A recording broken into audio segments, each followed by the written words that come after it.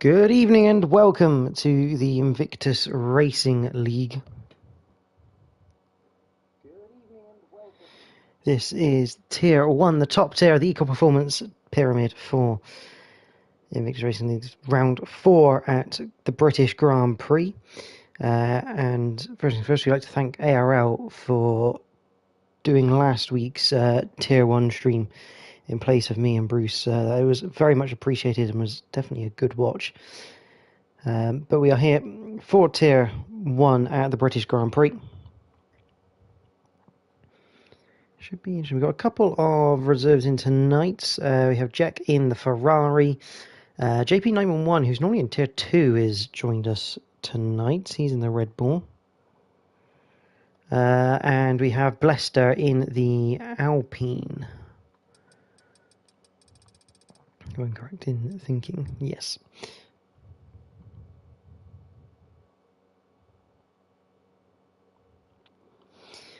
Tonight is also, as you might be able to tell from the left-hand side, a sprint weekend. So we have one-shot qualifying, followed by the 9-lap sprint race, which then determines the grid for the 26-lap feature race later on.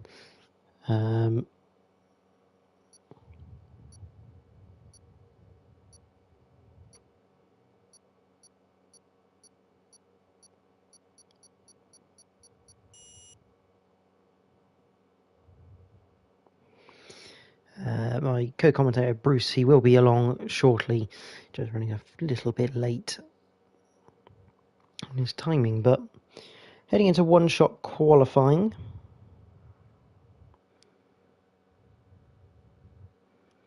$18 drivers on the grid. It's going to make for some interesting racing. We have seen some red flags this week as well. Tier 3 ended up with 2 red flags in that feature race. So it'll be interesting if we get any tonight. Obviously, if we get any serious incidents. Bruce has joined the lobby. Hopefully he'll come into the comms box very soon. And speaking of Bruce, he is here. Good evening, Bruce. How are yourself? Yeah, good evening, JP. Yeah, not bad, thanks. Apologies for the late arrival, but I think I've got it just in time by the looks of it. Just in time for one-shot qualifying, and we are about to get underway.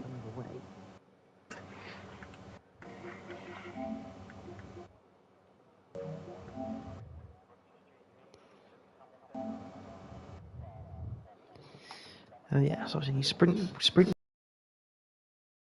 qualifying. We'll ride on board with someone for the whole lap, and we'll go from there. So who are we on board with? We're on board with. Let's go on board with Destiny then. So here we go. Turn 1, absolutely flat through Abbey, and then flat through Farm at turn 2 as we head then into Village. Down to third gate, turn in, bring it back to the right hand side for the loop hairpin. And then you're flat, then up through Aintree and onto the Wellington straight. DRS wide open at this point. So you're down towards Brooklands. Very late apex at Brooklands because you want to try and get the corner squared up for Luffield.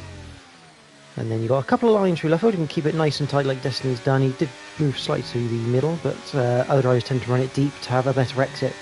Woodcut absolutely flat at turn 8, and then we head up to the infamous Cops corner. One of the fastest corners on the circuit. Absolutely pinned to the balls for Destiny. Up to Maggots and Beckett's. Maggots flick left, flick right. Beckett's drop it down a gear, and then drop it down another one for the second part as you then hit Chapel Curve onto the Hangar Straight. DRS again open. It's going to play a key element in tonight's race. Very powerful, the DRS around here. Stowe corner, drop it to 6th. Shuck the front end in, hope it sticks. Don't run too wide, you'll have your lap invalidated. Through to the Vale chicane, brake at the curb, get it nice and tight in, open up the second part so you've got a nice clean run through club. So finish the lap, and it is second place for Destiny, but it is Merckx on pole position. Yeah, great stuff from Merckx. Carried on with his current form there, really, to be honest. Interesting watching through the pack. There were certain people at certain points that were doing well, and then certain parts of the circuit they maybe just drop off the pace a little bit. But I mean, that was incredibly close throughout the field.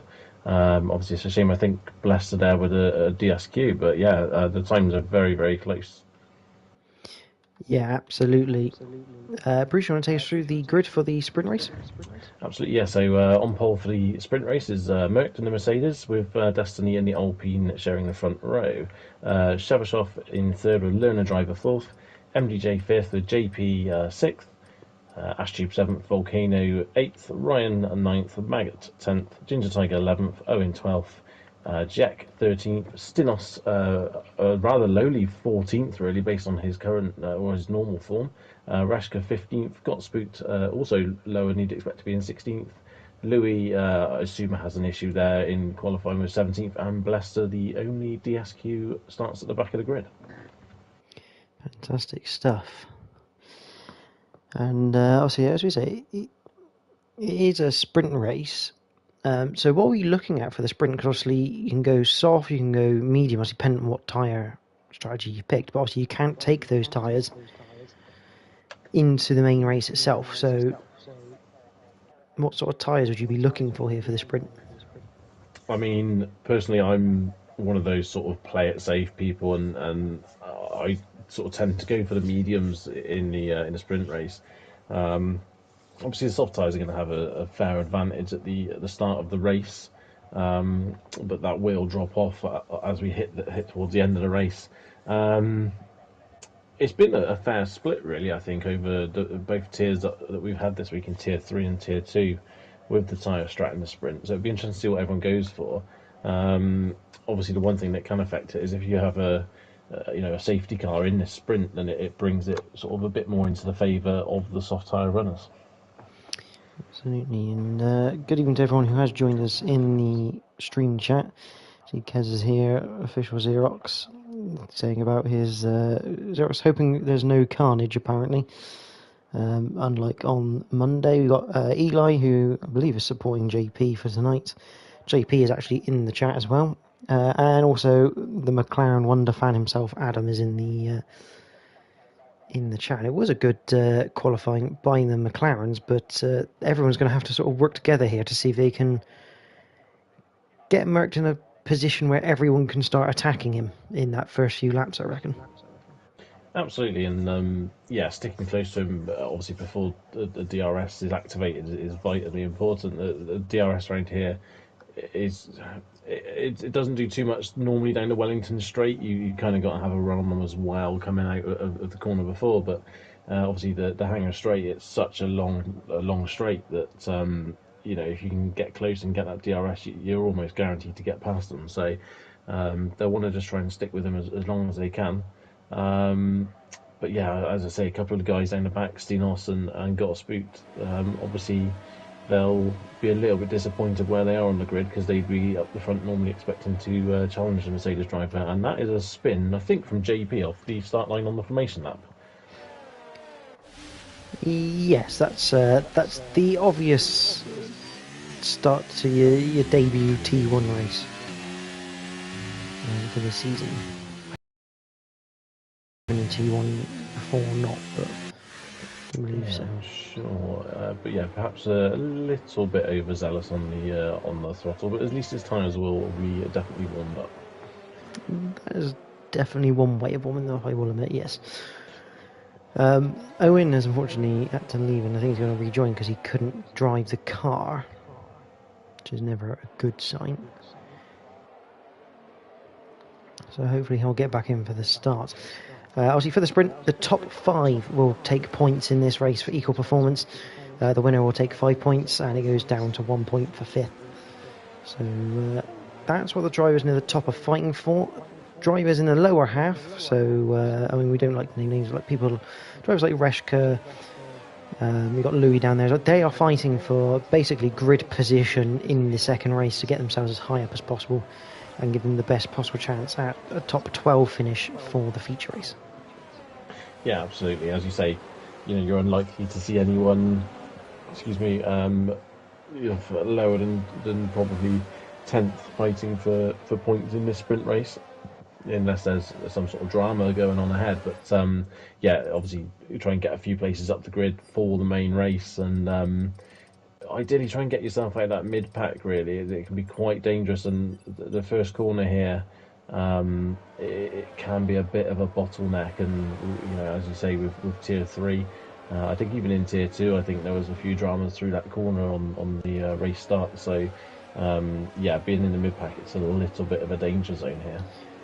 Yeah, absolutely. It's a really interesting start for this because it's very, very quick corners. I'm just going to quickly set up my screen, because one thing we haven't looked at is the tyre situation. We have 4 people on mediums. That is Destiny, Ryan, Maggot, and Jack in the Ferrari there. Everyone else on the soft compounded tyre. So it could be interesting to see how these mediums fare, especially if we get green running all the way through. Yes, definitely. I think the medium is a good tyre, and as I say, it's a safe bet really more than anything else. But yeah, it'd be interesting to see, as you say, with Destiny on the mediums, Merc on the softs now at the front. I'll let you take it away. It's about to start. So we have the 5 red lights, and we are green for the sprint race here at Britain, and it's a good start from Merc, who gets away lovely. Obviously, Destiny going backwards on those medium compound tyres, not the best start for him. And I think we have a bit of a collision behind, and that looks like an AlphaTauri, a Red Bull, and a McLaren. But further forward, we've got overtakes being made. Owen has managed to get back into his car, which is good. That's a big slide for Jet coming out of the loop. Through Aintree we go, and Owen losing place, I think, to Stinos. And Ashtube is out of the race. He spun to the inside of Aintree. And that is the virtual safety car being brought out for the first time tonight. Yeah, a little bit of carnage there at the start, as we predicted. Ryan, unfortunately, I think it was Ryan, looked like he just turned in a little bit too early and caught the front wheel of the car alongside him, and it just turned him round, and I think that sort of triggered a bit of a chain reaction. And then also coming onto the, as we're about to come onto the Wellington Straight, Ginger Tiger, from what I could see, moved across a little bit. It was hard to tell really, so I don't want to sort of guarantee it, but unfortunately, yeah, he got turned around, although I'm not sure really the other car could do much about it. We're back to green, has got spooked. Oh, there's a big collision behind. That's Louis off. I say a big collision. He's not retired, but he's definitely not on the circuit at the moment. Not quite sure what happened there, but we got a move. Jack round the outside of Got Spooked round Stowe. That is a fantastic move. Tends to be a favourite. It was a favourite of Jack's on... as Destiny's retired from the session. That's a bit of a weird one. He's running in a good position there. Reshka's come in the pits. Owen's in the pits. Maggot's in the pits. So lots of damage. And Destiny's left the session. I'm not quite sure what's going on there, because it didn't look like he was involved in anything. No, a bit of a strange one. I saw him peel off. He was running sort of third or fourth there, I think, and then he, as you say, just peeled into the pits and is retired. So yeah, unsure as to whether that's something outside the game that's caused him to have to retire, which is a big shame because he was obviously at the front end of the field. Absolutely. Going back through the packs, the closest battle really, I say that, is JP. I think he's had a moment out of Lufford. I think he's lost the rear end a little bit. And it's allowed Blester to get past on a silver platter. JP going up a tier for... He drove last night in tier 2, drove pretty well. So he's fancied to go in tier 1. Meanwhile, Got Spooked is on the back of Jack. But also keep an eye on that front quartet, because they are within 4/10 of each other, but not quite close enough yet to make any moves. And I think Ginger Tiger's gone round at Chapel Curve. Indeed, he has. Just looking at the position gained, I mean, Blaster had the mother of all starts here. He's gone from 18th on the grid to 6th, which is pretty incredible. And not too far, really, behind Stinos for a point in this sprint race. So, yeah, it'd be interesting to see if he can actually catch the Mercedes driver in front. That'd be a hell of a result from 18th on the grid.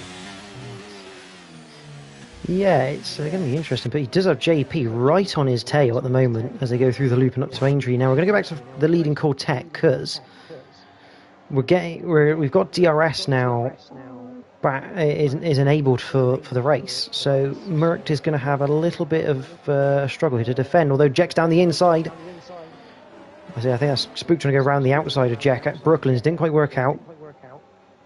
Did back out of it, which is good, and he couldn't quite get him through Luffield. But you're practically pushing him through Woodcut, and he's going to look to the inside at Cop's corner, and I think that should be a done deal. I say that as Jack goes round the outside. Shades of Hamilton and Verstappen, but no crash coming. He's getting flashbacks there from that one, to be honest. But yeah, that was incredibly of them.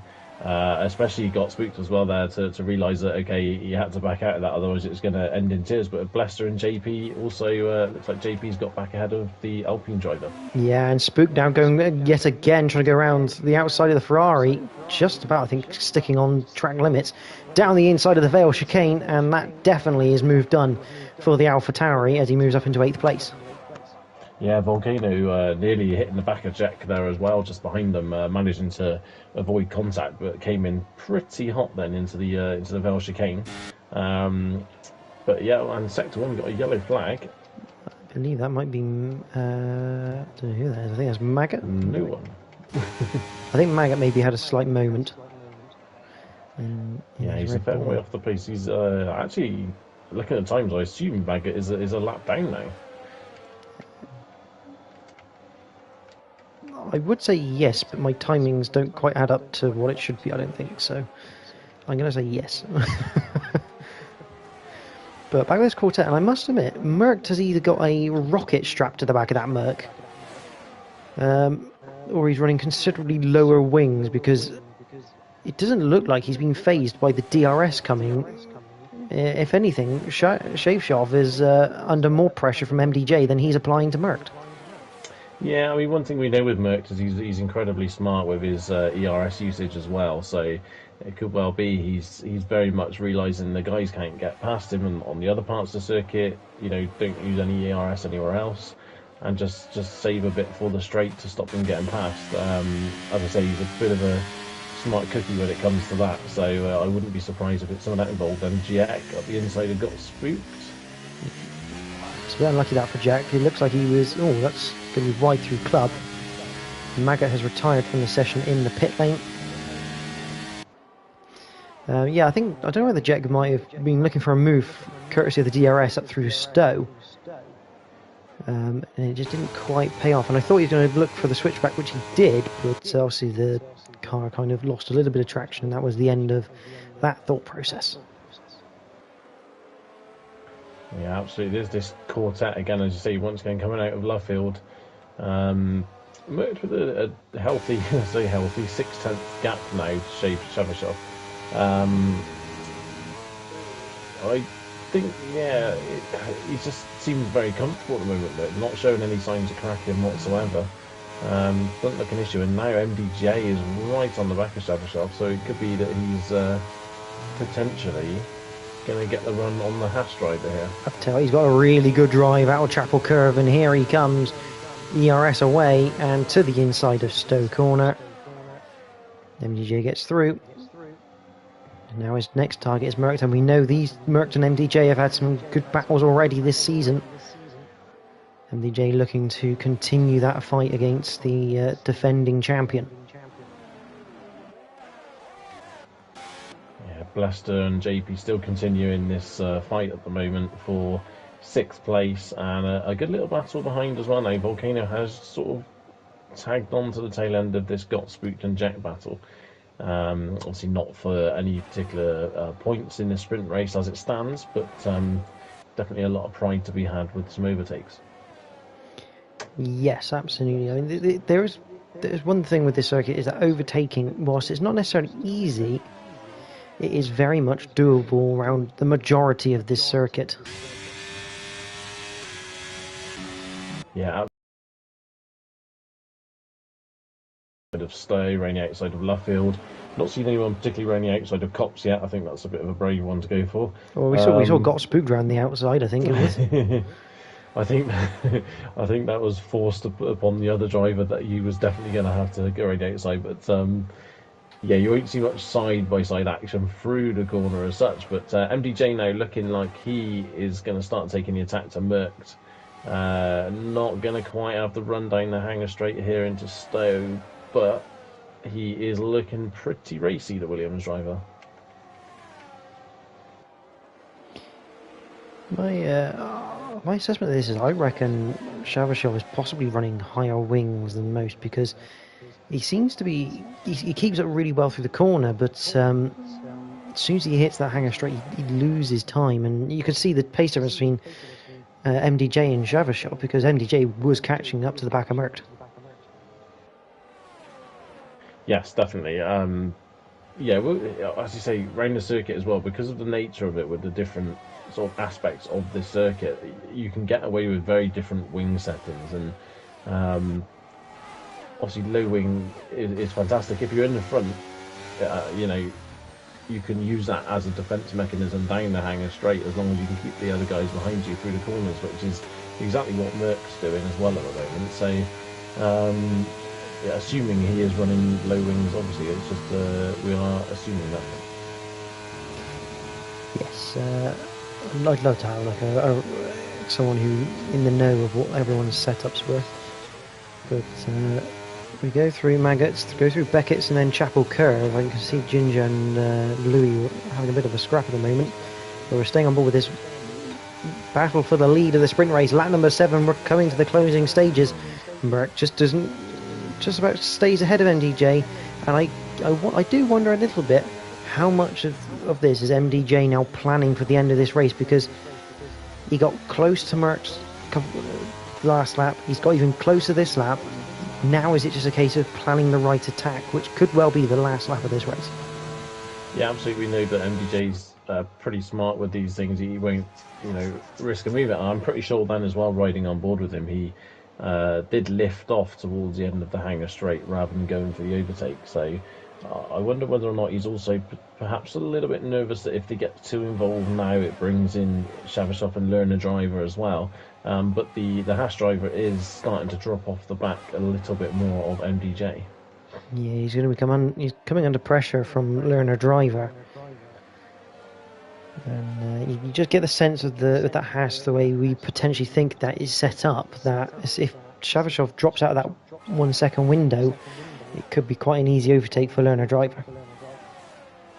Yeah, definitely. It does seem as though the DRS is definitely helping the Haas driver right now. But here we go. MDJ is very close. This is probably the closest he's been so far. Coming onto the hanger straight. 4/10 the gap. Will MDJ go for it? On board then with the Williams. No, he stays behind. He is playing the strategy. The question is, he might be playing the strategy, but is he forcing Merckx to use enough ERS to not have enough to defend later on? And this is where the strategy of the drivers becomes absolutely vital and very interesting for us to try and work out. Yeah, definitely. As I say, Merck's normally pretty smart with his ERS, but this pressure from MDJ could be causing him to use a little bit more.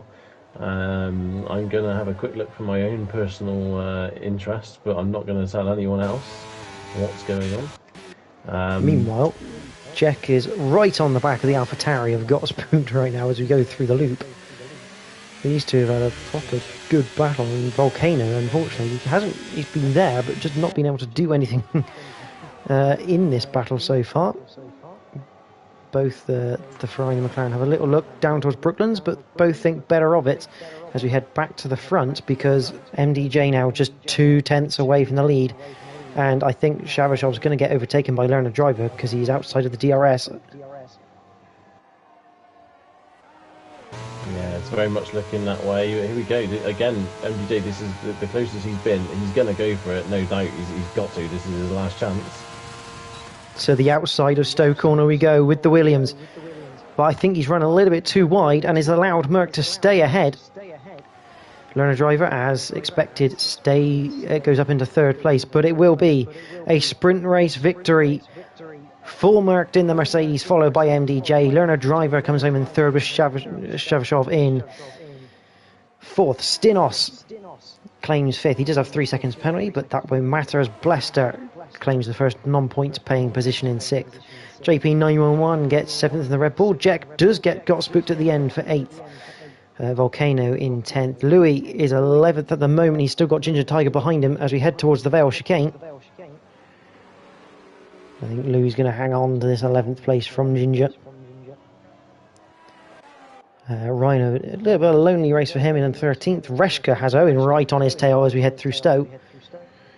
This for the who gets on the 7th row of the grid and who stays on the 8th row. It looks like Reshka's going to hold on through Club. A little bit of a wiggle through the exit of the Vale chicane, but he does hang on to claim 14th and that 7th row on the grid for the feature. But yeah, MDJ, it was such a good effort, but I think he just didn't quite pinch Merckx enough on the apex. In fact, he didn't pinch him at all. He ran a little bit too deep into Stowe, and it just allowed Merckx to have that freedom of his line.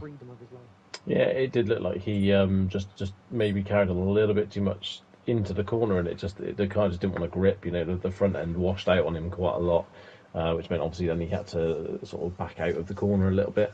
But yeah, still a great effort. But once again, Merckx, gets through the race and takes maximum points in this first sprint race of the season. So, would you like to take us through the sprint race results and the grid for the feature race?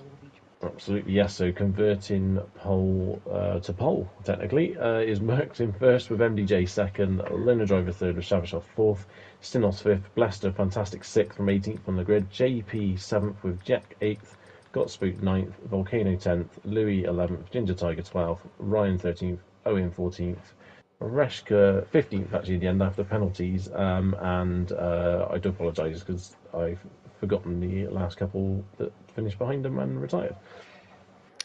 And we have monsoon conditions by the looks of this for the feature race.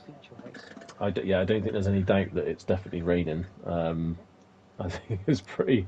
We've actually even got umbrellas in the stands by the looks of it as well, which is nice. They've obviously invented umbrellas since last year's game, which is great to see.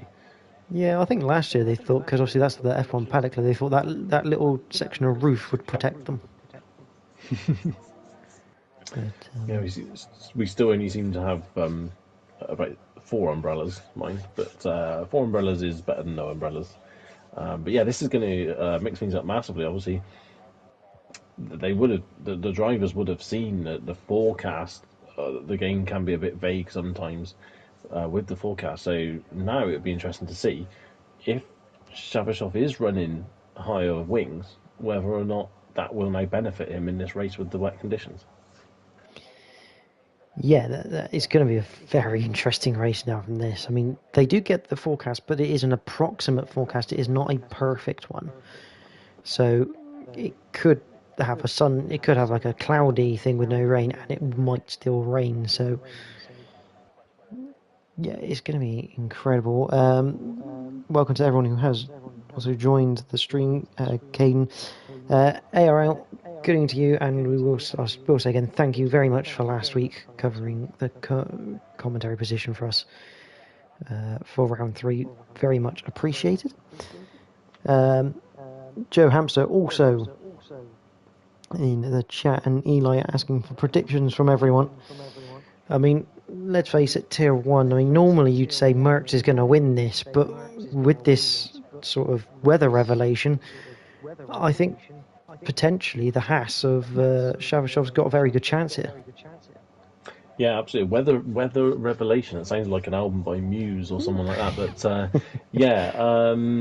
it could be interesting. As we say, we don't know really what wings everyone's running and how good they're going to be in the wet conditions. One thing I would like to say actually from the sprint race is how JP, he might not want me to say this, but how well he looked at home in Tier 1. He had a fantastic drive, fighting for that 6th place, and hopefully he'll join a few more in Tier 1 because he definitely fits in pretty well. Yeah, he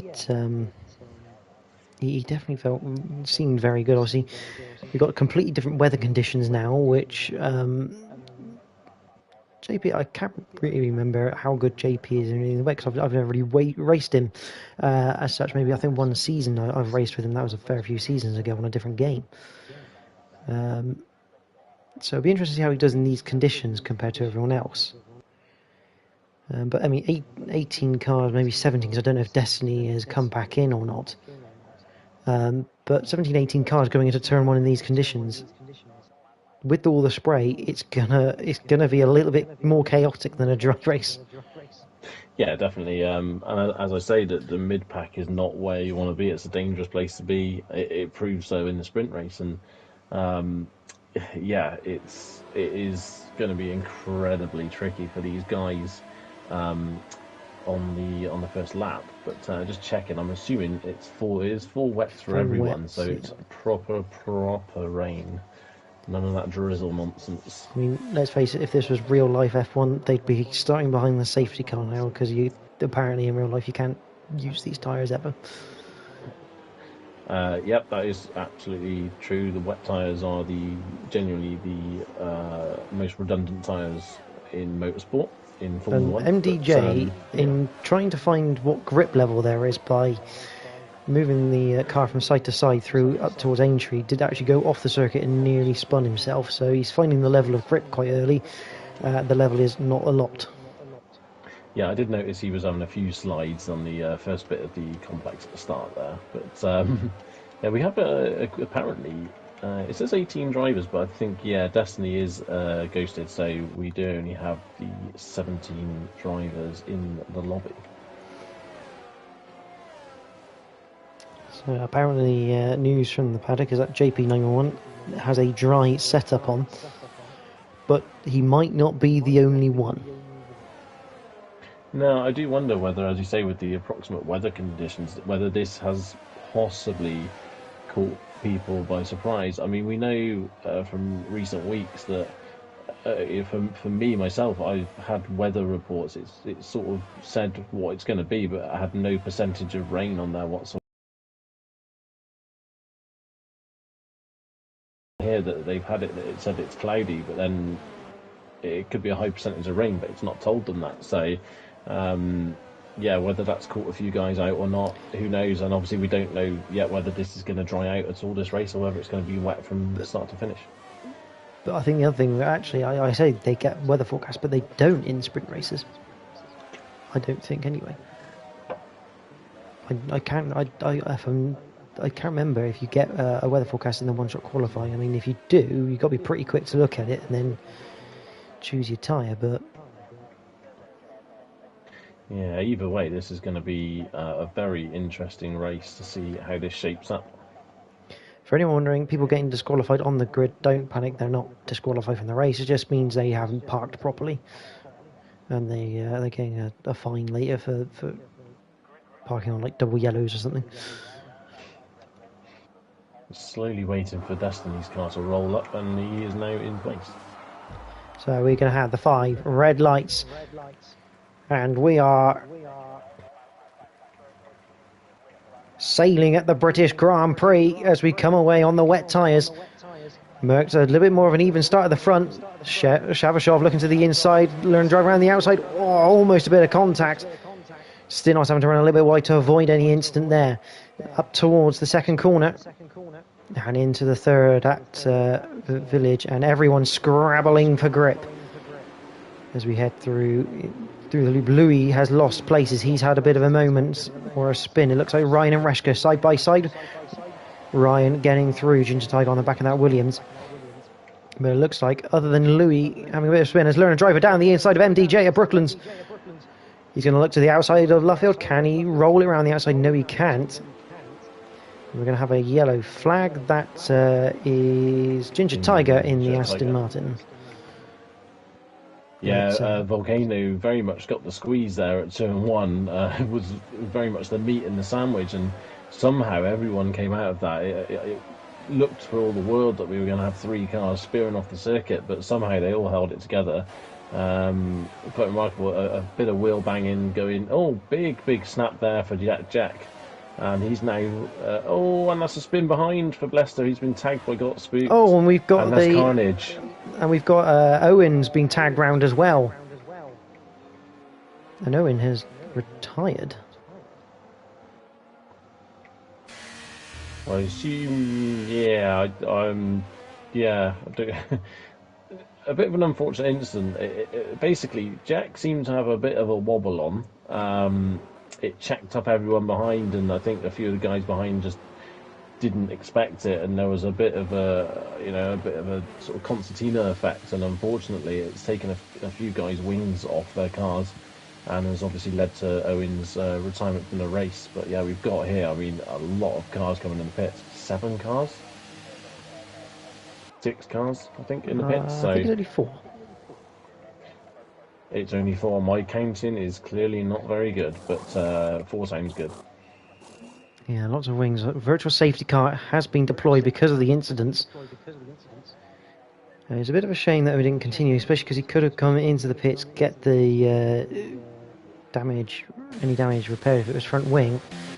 Go again, because I suppose I don't think this will be the first incident in this race. I think we'll probably see a few more because of the difficult weather conditions, but not really ideal to be having incidents through Maggots and Beckett's. Is not normally the place you'd go side by side or have those sorts of incidents. And Ashtube has sped under VSC, and that is a drive-through penalty. Has got spooked, has lost the rear end and dropped it at Brooklands. Lost about 4 places. He now goes back around the outside of Ryan, which that looked like Ryan gave up position because he got told to. Yeah, I didn't quite see that myself, but yeah, that's a bit of a disaster for Ashtube with the driver. Obviously, if it wasn't bad enough that he just had to pit in the first place.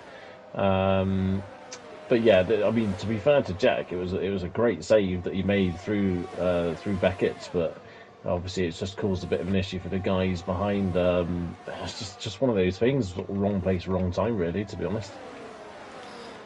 Yeah, Ryan and I think that's Destiny's Ghost. Got to remember, Destiny is Destiny Bot at the moment, not Destiny BTW. Well, Stinos gets it all crossed up coming into the Vale chicane as he's looking to chase the pack. And Learner Driver has got past MDJ, which we didn't actually see on screen. That must have been prior to the carnage that ensued at the Maggots and Beckett's. Yeah, it's some interesting names popping up with fastest laps here as well. Did you just see MDJ through the second corner? I did not. I was watching Stinos come out of the Vale chicane on that previous lap, and he was struggling to get the power down. Obviously, wanting to stay with his pack in front, but it seems like now if you want to be at the front in these conditions, you've really got to take a lot of risks to be there. And Learner Driver is looking quite comfortable at the moment.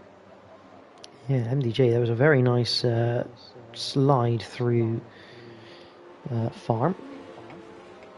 Learner Driver just trying to get onto the back of Merc. Obviously, no DRS will be enabled at all.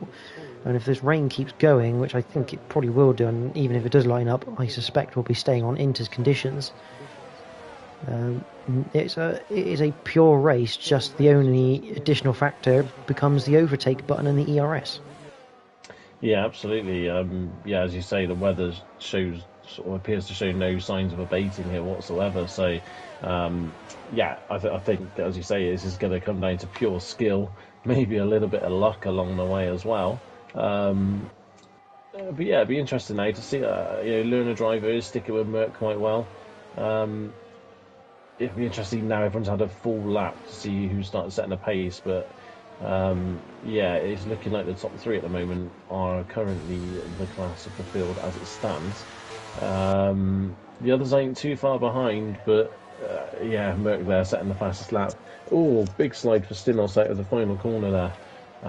Holds on to it, but he is pushing this car as hard as he can, and he's getting away with a few here at the moment.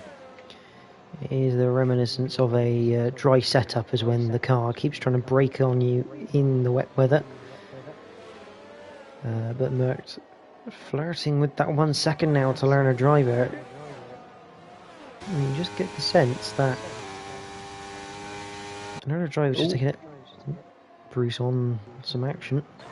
Sorry, yeah, Maggot just had a big slide there coming through the complex, and he's been overtaken by, got to speak to Ryan's also, driven past him as he's tried to get going again. But, I mean, a good save, but he was facing a fair 60 degrees to the direction he wanted to go there.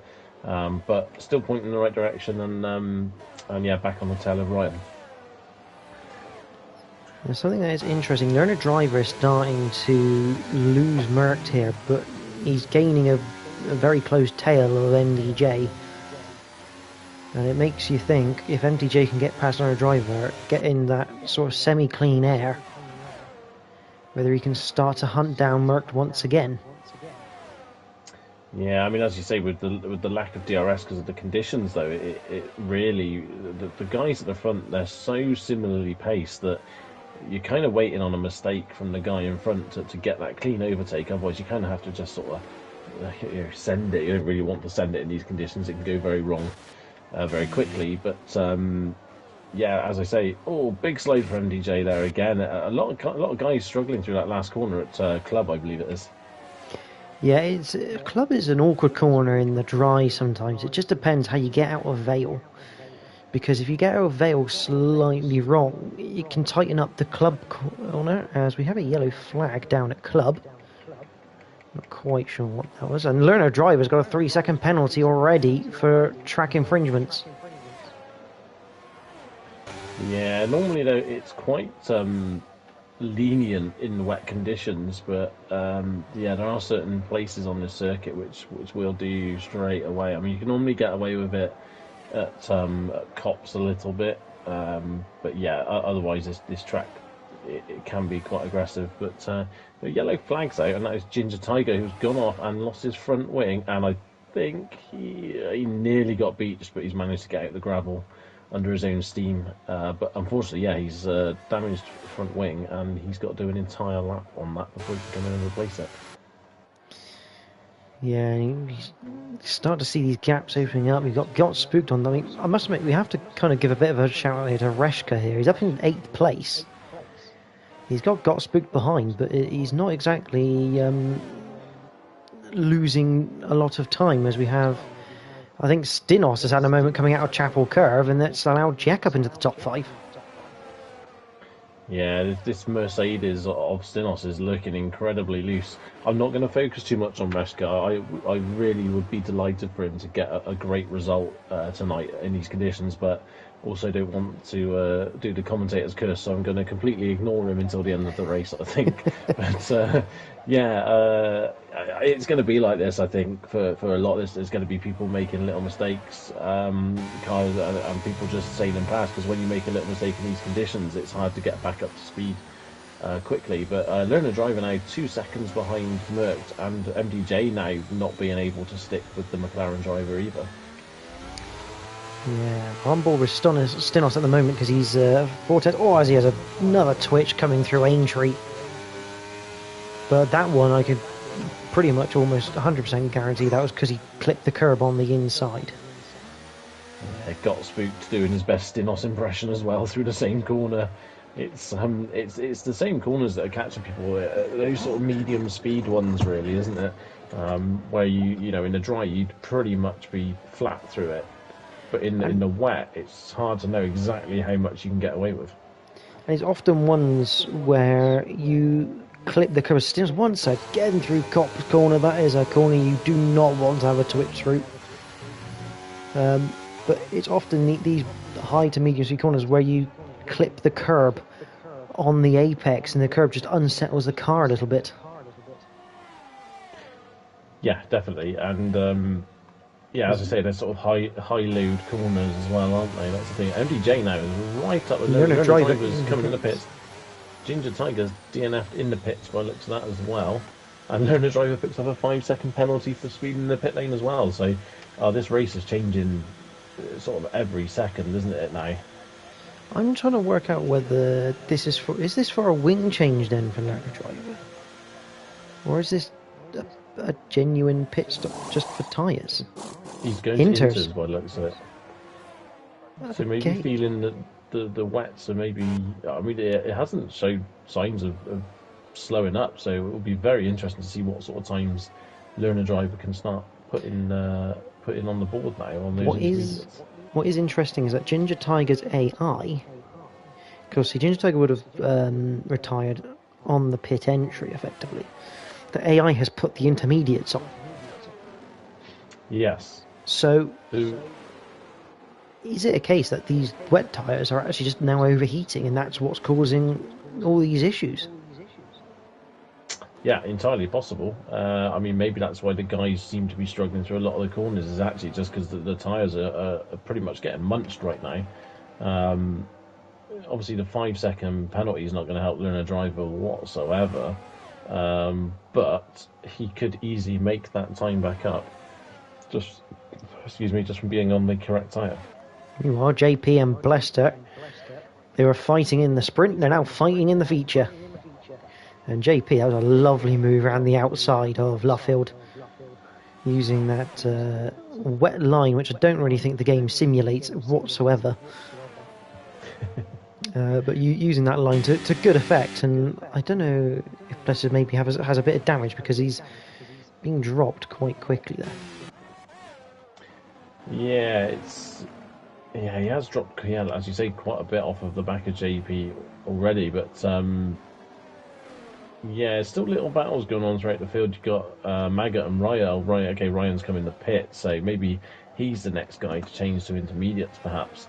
Stinos is pretty close to Jack, and Reska also very close to Got Spooked at the moment as well. So they're having little battles, and a bit of a... Louis that's out of Chapel.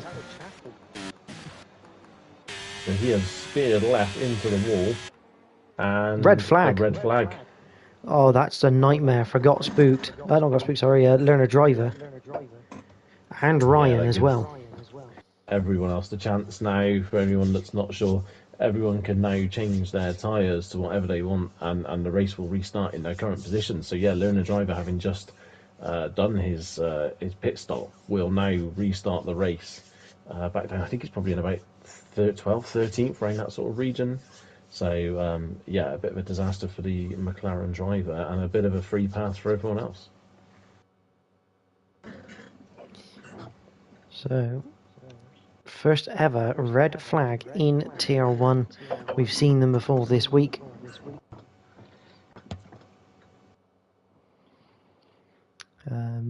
Although I can only assume that they've put the red flag out because it was only a single car that went off.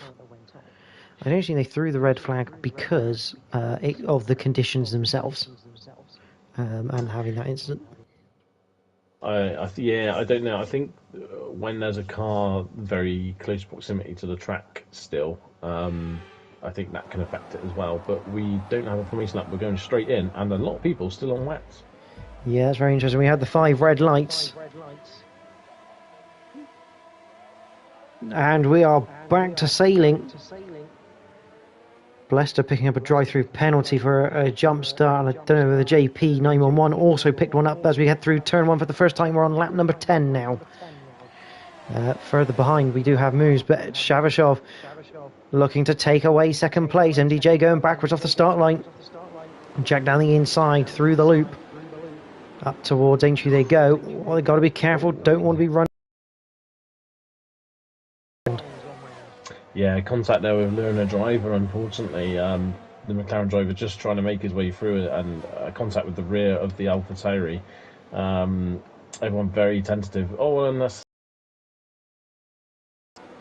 between the Alpine. Actually, I think that might be Destiny's car, kind of just causing a bit of chaos there towards the back. Meanwhile, MDJ just about held on to his third place from Jack. Stinos has got spooked right behind him. I need to change that from leader to interval. I had that on leader purely to see if Learner Driver was catching Merckx. Speaking of the McLaren, he's in 11th at the moment on the intermediate tyres. And that is a very good move through Maggots on Maggot himself. And that looks like an Alpine in the background going off. Yeah, again, contact there. Blester sort of a bit of an innocent party and got biffed off the circuit a little bit there. I'm not really sure exactly how it happened. I just saw him, saw a little bit of contact and him sailing off onto the grass, but he's managed to get going again under his own steam. So, have we got anyone coming into the pit? I think that's going to be JP into the pit. Ashtube's coming into the pit, so I think he must have got some damage. I think these might be for the drive-through penalties for the jump start. There was at least 2 of them. I wonder if Ashtube's having... Ashtube already served his drive-through for the VSC earlier. So I wonder if that is for damage for himself. I don't think I saw Ashtube's name come up for a drive-through. It does look like he's stopped on the minimap. Yeah, new front wing for the Alpha Romeo driver. So yeah, Blester and JP looks like they're doing their drive-throughs. Ashtube has come in for damage. So we carry on. Merck has a 1.3 second buffer to Shavashov. MDJ now looking to try and hunt down that Haas.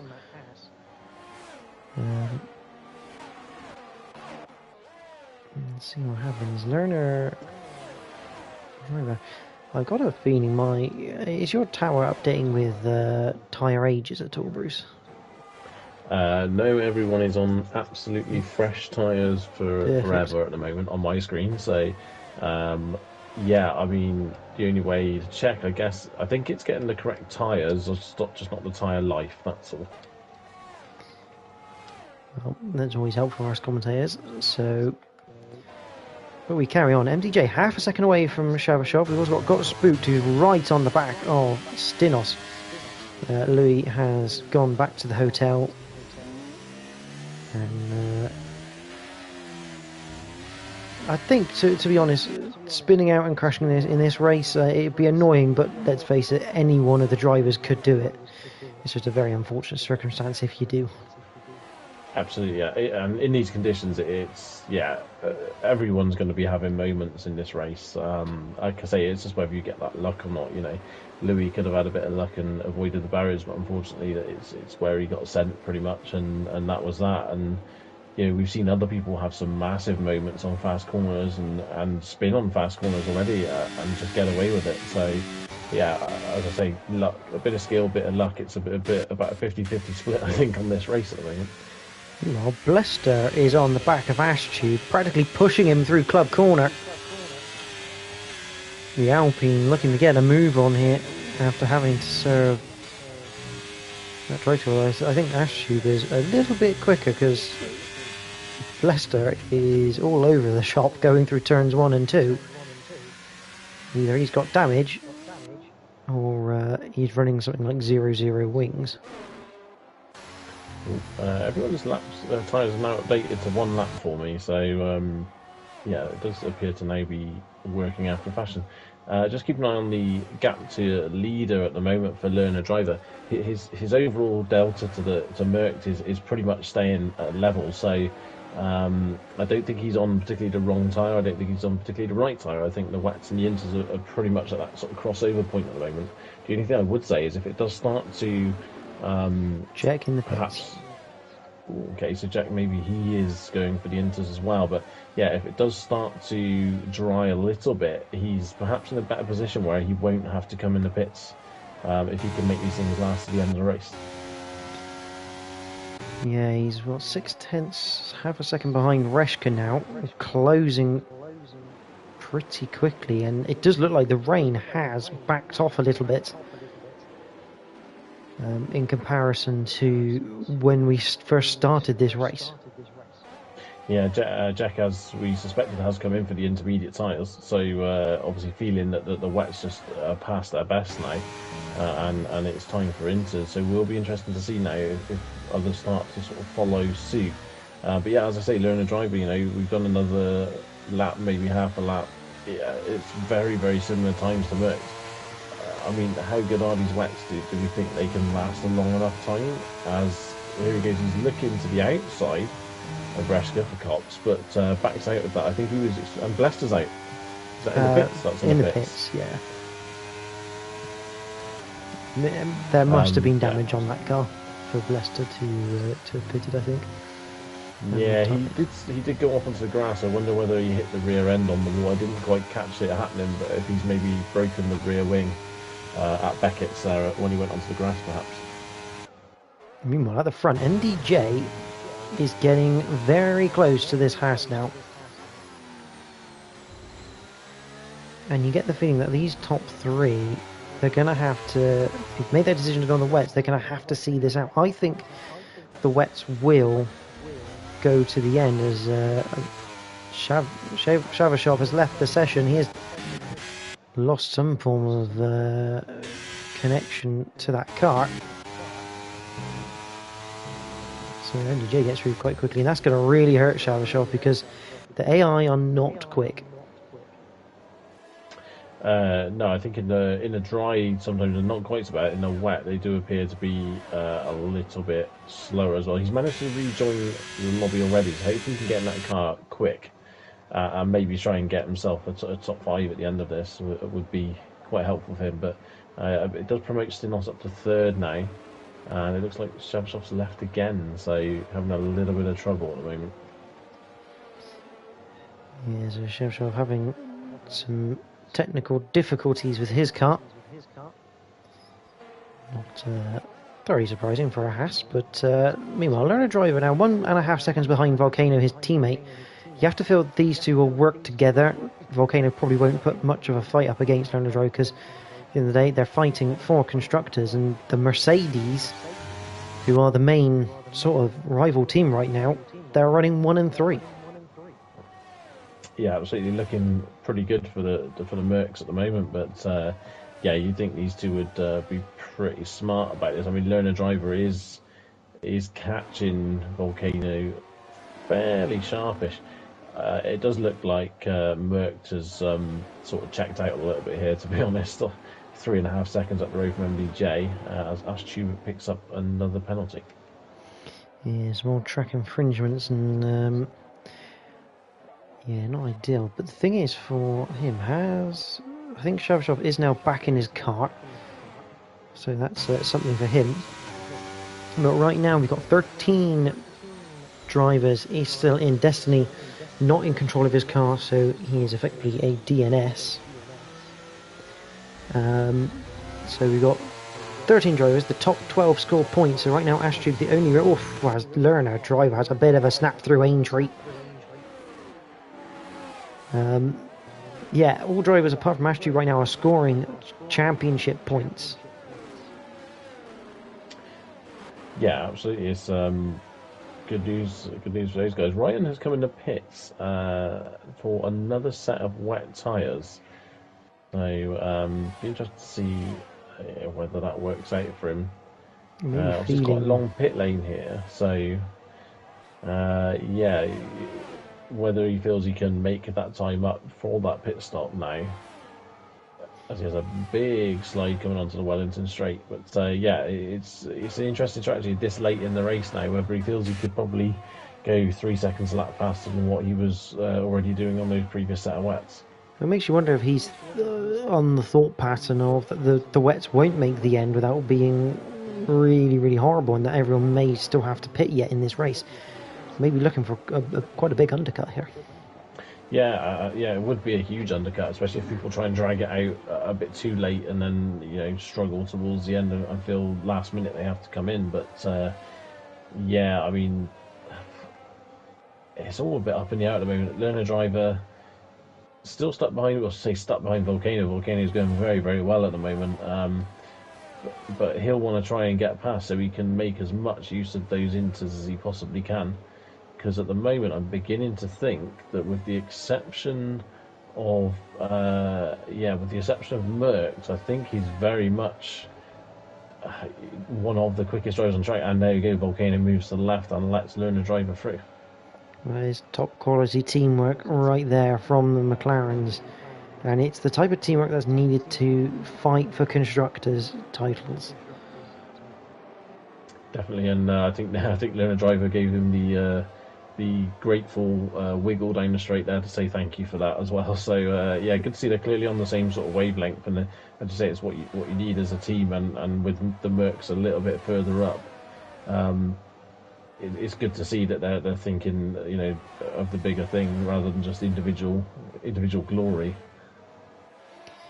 Yeah, I tell you, Learner Driver just in the space of Copse Corner and Chapel Curve has ripped about 0.2 of a second out of Got Spooked, who has managed to get himself into a really good position here. I mean, I don't know whether he maybe got a little bit lucky with that red flag, because I'm pretty certain it was Got Spooked who pitted right before it. Yeah, Reska and Maggot having a battle. Maggot picks up a 3-second penalty for track limits. I think as Reska just coming in the no, Reska is still in front. That was a bit strange. Seemed to have a bit of lag there on my screen. Yeah, they're having a little bit of a battle there, but Maggot running wide at Stowe and picking up a 3-second penalty for his efforts. Meanwhile, Learner driving out, half a second away from the AlphaTauri who've got spooked. He'll want to get this done and done quickly, because the problem is he's got 2 seconds to Stinos and then a further 2.7 to MDJ if he's looking to maybe target that second place that he was in. With a yellow flag, that I believe is JP. He's in the wall. Loss of front wing, virtual safety car. Not what Learner driver needs. No, it's not really, but yeah, but a bit of a shame that for JP. Obviously, going pretty well tonight. Obviously, that's going to drop him down and probably drop him out of the points as it stands once he comes in to get that replaced. Be interesting whether he now opts to go to Inters as well for the end of this race. However, I would say it does look like it's not raining as heavy as it was at the start of the race, but I think it's heavy enough that it's still holding that water on the surface enough that it's not going to change that drastically in the last sort of 9 laps now. Yeah, Learner driver, I can just imagine him behind the wheel right now going, come on, let's go green again, let's get on with this, I don't have much time remaining. You've only got another 9 laps to go, which sounds like a lot of time, but round here it really isn't. That's interesting. I think he's taking advantage of the virtual safety car here. He'll need this to stay on for a little bit longer. Okay, so this is very interesting. Maybe it's getting heavier. Could this is a brand new set of wets for Merck? I wonder if Learner Drive is taking this opportunity to get rid of that 5-second penalty. You've gone back to green now. MDJ leading the way. Where is Merck in all of this? He's currently still in 5th. He's still in the pit lane. Past goes Reshka. Past goes Maggot. 7th place, the championship leader and defending champion comes out. And you feel MDJ here has to stick this one out to the end to try and win this. This could be a masterclass here from Merck getting through the field on those pressure tyres. I mean, the timing of the virtual safety car kind of worked out okay for him.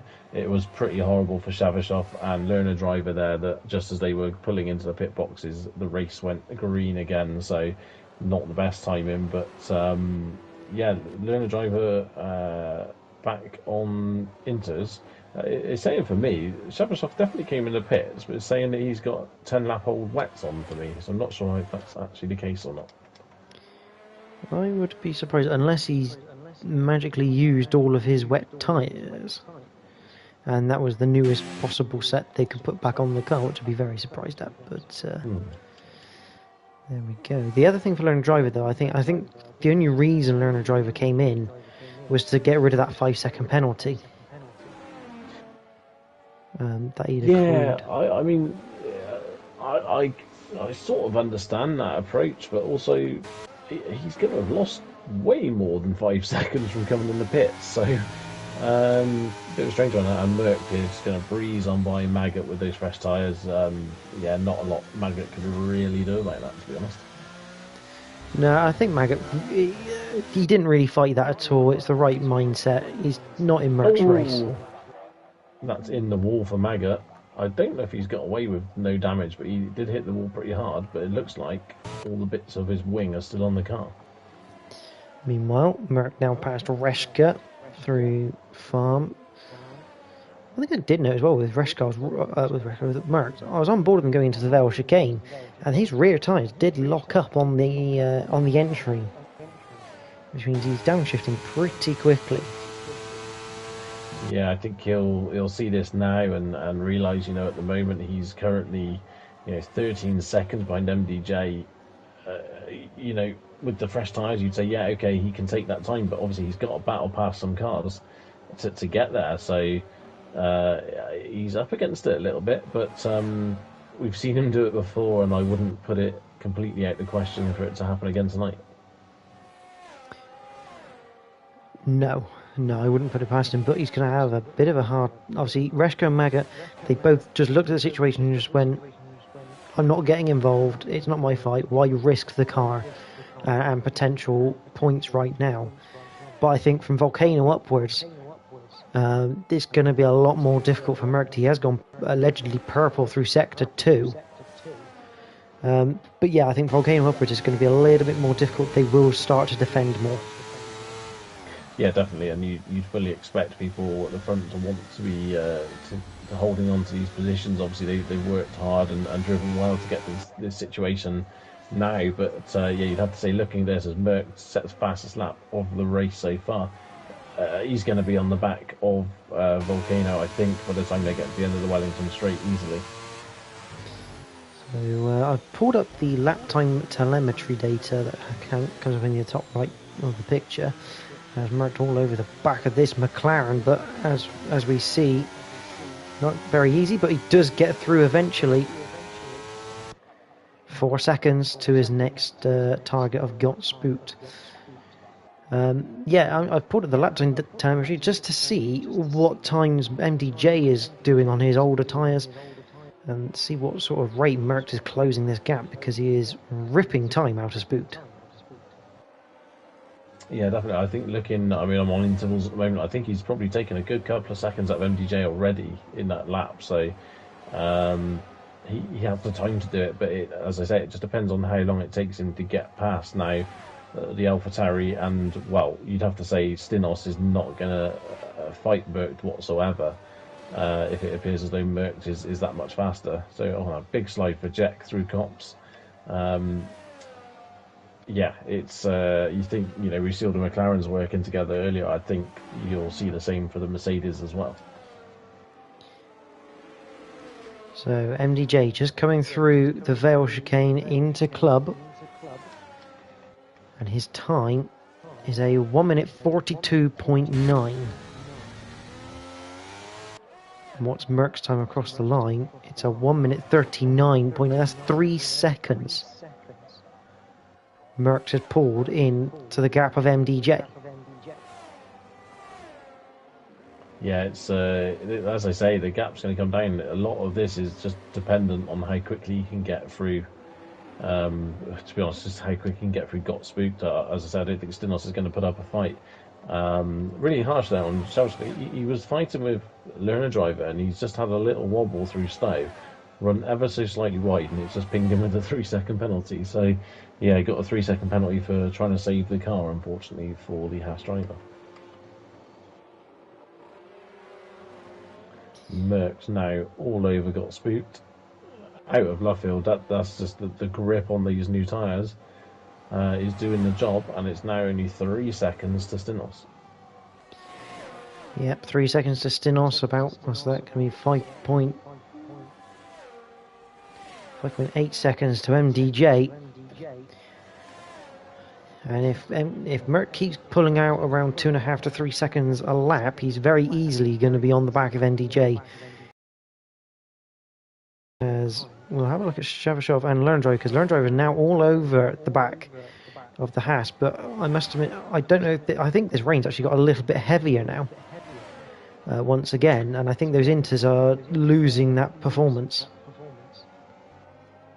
Yeah, he's definitely struggling, and as you say, Shavashov's tyres are quite old as well compared to Learner Driver. But as Ryan picks up a 3-second penalty, but trying to get around the outside of Stowe, and that looks like that's job done. He's run very wide though, and debatable whether that's a legitimate overtake, to be honest. But there we go.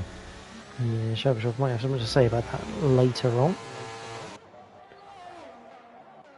Well, Merckx is less than a second behind Stinos, and as we say, we're not expecting Stinos to fight.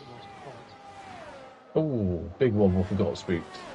Coming onto the Wellington Straight, he manages to save it, but he was all over the grass there on the exit of the previous corner. So here's that position swap from the Mercedes. Merckx goes through. 3.7 is the gap to the lead of MDJ.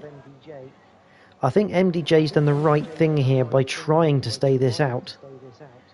because I think had he come in with Merc, I think Merc would have pulled away from him. So this is absolutely the right thing to do from MDJ. It's just whether it works as Jack and Maggot having a bit of a race.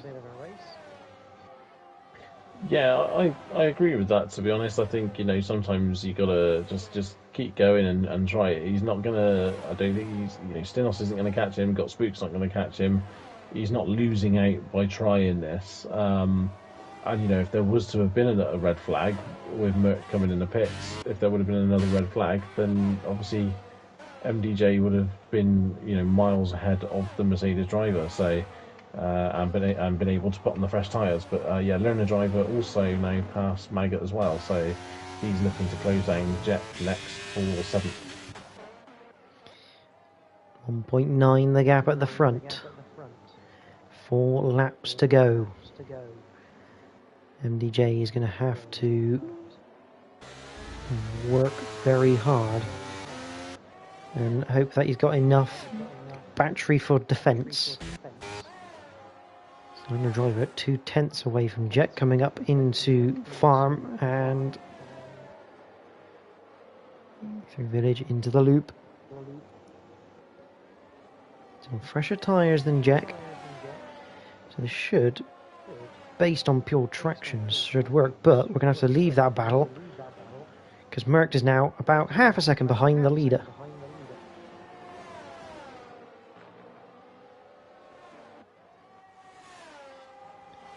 Maggots and Beckett's, they come on board with the Mercedes, and you just see the grip, see the traction, almost pushing him through Beckett's, through Chapel Curve we go. He's looking for the drive out, he's got it.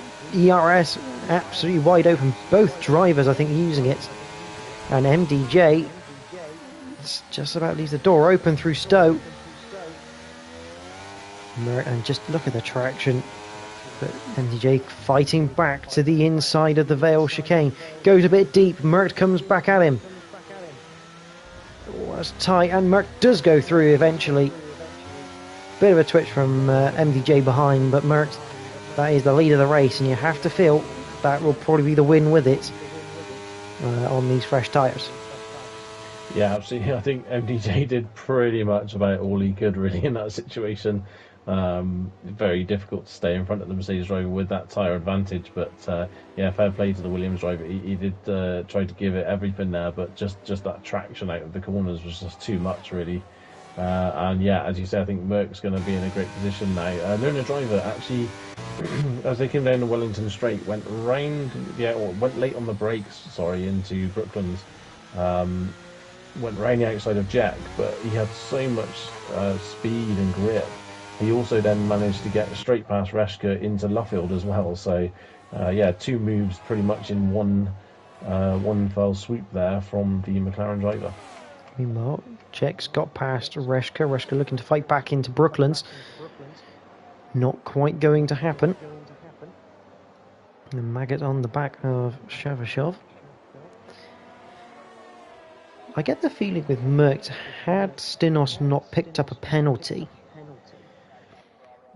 would it have been possible for Merc to maybe basically bulked up MDJ and get his teammate involved if Stinos didn't have that penalty attached to him? Possible, but you'd have to say 4.6 seconds. It would be a lot of slowing down from Merc to be able to get Stinos to close that gap back up. I think it would have been more than anything than to putting himself at risk of an attack from MDJ as well. So yeah, I think I think that the penalty probably put the nail in the coffin on that idea anyway, but I would have been surprised if they would have gone for that. I think it would have been a bit too risky for Merc.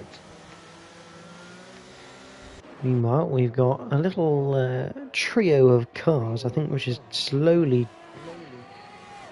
turning into a quartet of Jack, Reshka, Shavashov and Maggot just hanging on in the background. Shavashov looking to get past Reshka and get some more points. Oh, a bit of contact on the entry of Village into the loop, and he's put Reshka in all sorts of different line that he did not want to be on. Shavashov not making a move, which is very very good, very sporting of him, and absolutely the right thing to do, because now he can look to attack down towards Brooklands. It's not quite going to happen on this lap, though. Yeah, good little battle here. Well, that's a lovely move. It's a bit wide. Yeah, it looks like down the inside there for Shavashov. Reska possibly now throughout. I wonder if he is starting to struggle with these tyres with a lap and a half to go. Maggot's going to be wanting to have a look at him now as well. Learner Driver is starting to rip time out of his teammate. I begin to think that these inters are starting to look pretty tidy. You know, they've just not long gone past Jack. And they're 8.5 seconds ahead of him already. So, yeah, I think the inters are starting to work, but it's just a little bit too late in the race. Yes, yeah, very much too late for now. See, JP did do what you said earlier, Bruce, and he did put on the intermediates. He's on the back of Ashu. This is for the final points-paying position as well. The leaders are on to the final lap, but these two are still on their penultimate. JP almost, I thought he was going to look for a move through Maggots then, and that would have been very interesting. Maybe worth keeping an eye on these McLarens as well, because whether they're now going to work as a team or whether they're going to actually fight and squabble over who gets that P5. Here comes JP though to the outside of Ashtube. Not quite going to work. Learner Driver's passed. Okay, we'll probably come back to Bruce with that one. JP makes a bit of a switch back down to the Vale chicane. Can't quite get it on the entry. He's looking for that alternative line to try and get the grip with those intermediates on. And on to the final lap for this pair of drivers. Yeah, Learner Driver has 3 seconds worth of penalty, so it would be interesting to see now whether or not he pulls that gap on his teammate or just keeps his teammate within that gap. Unsure as to what their plans are on that one. We shall soon find out. Yeah, some good little battle still going through the field, but it is that battle with JP and Ashley for that final championship point. Having said that, Ashley does have 3 seconds worth of penalties, so looking quite good for JP at the moment. Meanwhile, Mert crosses the line. He wins the British Grand Prix. I think he's still got perfect points so far. It's MDJ in second once again. Stinos drifting it through Club to finish in third. Got Spooked will come home for fourth. Meanwhile, I'm not going to watch everyone else come through because JP is still right on the back of this Alfa Romeo. And I'm not going to lie, it's a little bit more interesting right now. Yeah, just following Reska, Maggot. Reska crosses the line for ninth. Almost a bit of a shame for the Williams driver. It was looking like he was going to be at around 5th or 6th, but I'm sure he'll still be pretty delighted with that result. Here comes JP 911 down towards Stowe. The thing is, he doesn't necessarily have to overtake Ashtube to get these points. However, if Ashtube appeals his time penalty, he can still finish ahead. But it looks like Ashtube just about hanging on. I'm definitely going to hang on now after JP decides he's going to become the Irish Colin McRae through the Vale chicane, and it's going to be 13th for JP. So close. It says 12th on there. Is that correct? I'm not quite entirely. Is that okay? Yeah, because Ashtube had a 3-second penalty, so that is true. Yeah, that is true. Yeah, bit of a timing glitch again. We've got Shavashov winning by 1.5 minutes apparently, but that's he must have. That's a very quick car he suddenly had then.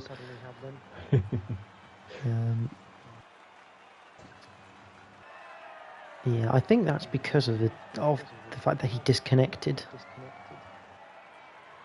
and rejoined. Yeah, something similar with me as well. I won by 5.5 minutes on Wednesday. So, yeah, you suddenly issue as well. You suddenly have one of those Red Bull X 2010 things from Gran Turismo for 2 laps, I think.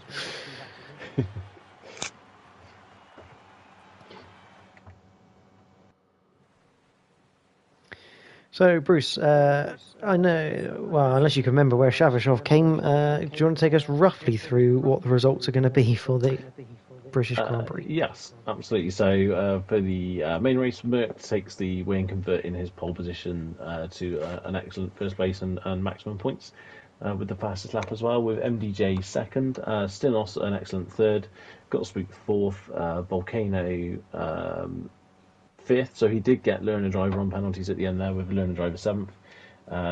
Jack 8th, Reska 9th, I want to say Shavashov was 10th, he was around that region, Maggot 11th, Ryan 12th, JP 13th, Ashtube 14th, and Destiny not finishing with the AI driving his car around, Blester, Louis, and Ginger Tiger, and the others not finishing there again. Fantastic. Luckily it's only one driver who had his timing slightly changed, so it'll be a slightly easier one for the timing staff to get that result corrected. We'll just ask if some of the tier 1 guys can join us for a chat or not. I know Mercs and Stills won't be able to.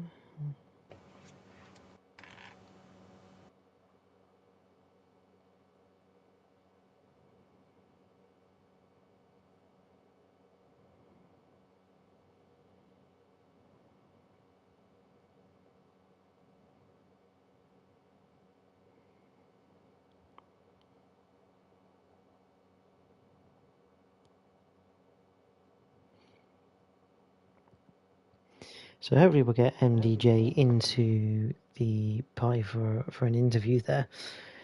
But I mean, Bruce, what a crazy race in the end of it. Yeah, it was a great race, and obviously the red flag there sort of spiced things up a little bit. Went against a couple of guys there. You obviously wouldn't have been quite so happy to see that red flag. And yeah, I mean, to be fair, considering the conditions, the racing was actually fairly clean. A few issues at times, and obviously that incident with Jack having that wobble through Maggots and Beckett's, and unfortunately all that for guys behind it. Generally that was actually a pretty clean race and some really good side by side racing at times. Yeah, absolutely, and we would like to welcome MDJ to the commentary box for an interview, the only person to get an interview.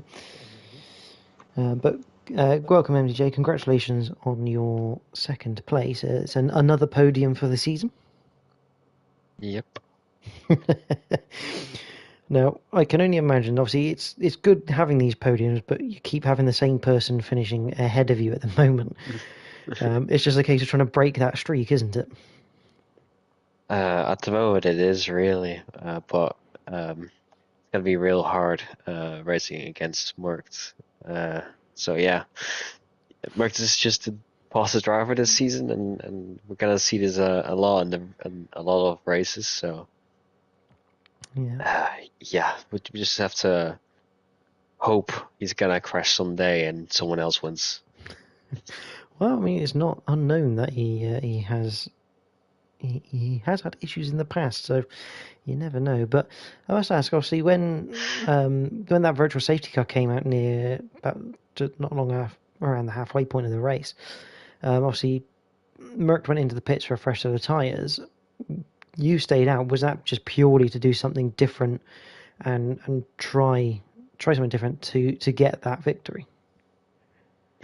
Yeah, I was thinking about going in, but when I saw that Merckx was going as well, I just stayed out and hoped that my strategy was the better one. But that wasn't the case, so Merckx was able to get close really quickly and overtake me basically with ease. So yeah. I mean, I must admit, it was a good little battle when, even though you got past, it was a good little battle, especially into Vale. It just looked like you just outbraked yourself just a little bit, and that's what just allowed him through on that particular lap itself. But I mean, other than that, I mean, first ever red flag as well. I mean, talk us through that. Oh well, when the